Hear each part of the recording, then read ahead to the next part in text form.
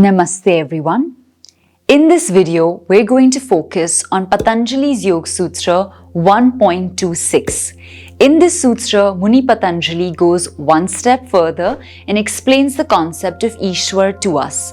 So let's start looking at the sutra and breaking it up. The sutra itself goes, Purvey shamapi guru kale nan vachedata. Now, let's break up each of the words and understand it better, and feel free to pause on each of the words if you need to take notes or if you need to look at it more carefully. So the first word here is Purvey or Purvey Sham, which is taken as one collective, and that refers to the ancestors, the ancient ones or the earlier ones. Then we come to the word or the part Api, which means also. And then we come to the word Guru. Now, Guru is a very common word. We use it in our daily language. It refers to a teacher or a master. And more clearly, it refers to someone that takes you from darkness to light. So here, the Ishwar is also being given the term Guru. And then we come to the next compound word, which is Kale nan vachedat. The first part of that is Kaala, which refers to time. And the second part of that is anavachedat, which refers to indivisible or not able to be divided.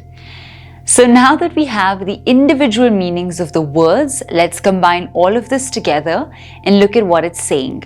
So the sutra itself is telling us that the quality or the type of Ishwar is such that it is considered to be the origin of all knowledge. So when we say teacher, it's not, Ishwar cannot actually teach because it doesn't have a form, a personality, a body, or any of those sort of vessels or vehicles that will allow it to teach. But it's more so an abstract origin of knowledge rather than an actual teacher or guru. And why they're particularly saying this is because the earlier ones, or the rishis, the munis, the ancient seers, got their knowledge from this one source of origin of knowledge called Ishwar. And they were able to take that knowledge from there and then pass it along. So Ishwar is seen to be more of as a collective rather than an actual teacher that's going to be teaching the rishis and munis something. It's more of an abstract concept over here. And I think another thing that is being introduced here is we're talking about Kaala, which means time, and Ishwar being indivisible by time. So what the sutra is telling us is that Ishwar is eternal. It has no beginning, it has no end, it has no start or finish. It is eternal and indivisible. And therefore it is, as we remember, also the Purusha Tattva's special counterpart, because the Purusha Tattva is also beginningless, same as the the law of energy that we always study, that energy is neither created nor destroyed, it only transforms from one form to another. And so similarly, in this case, the Purusha Tattva just transforms bodies and keeps changing through different lifetimes.